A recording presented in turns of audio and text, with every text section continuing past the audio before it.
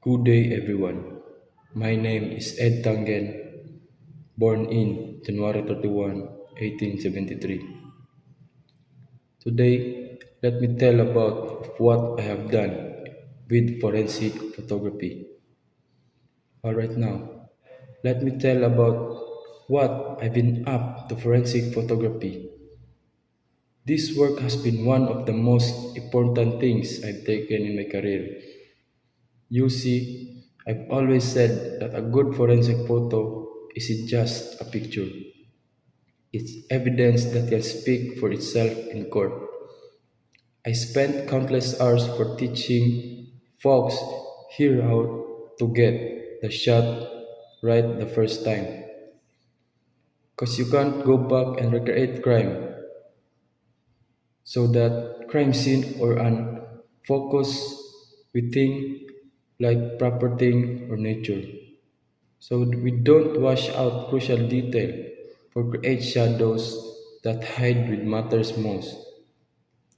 I've worked on everything from documenting crimes out in the fields around Kiamba to processing evidence and small lab setup. One thing I always drill into the new folks, you've got to take photos from multiple angles. Wide shots to show the whole scene, medium shots to capture relationships between objects, and those tight setups, close ups for things I control marks like tool marks, blood spatter patterns, or tiny pieces of evidence that might get missed otherwise. I've also put together simple guides tailored to our local conditions here in Sarangani. Because let's be honest, the humidity and terrain can play havoc with equipment.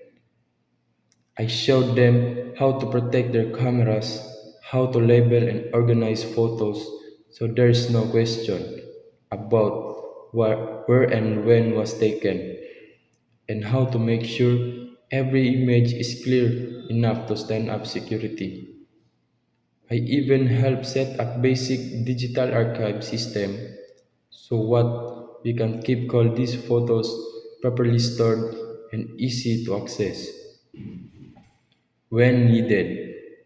You know what I always say, if your photos can't be found or verified, they are not worth it to think to anyone involved in the case.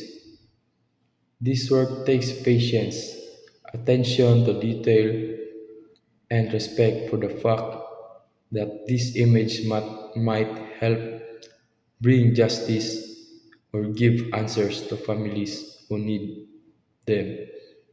That's all. Thank you.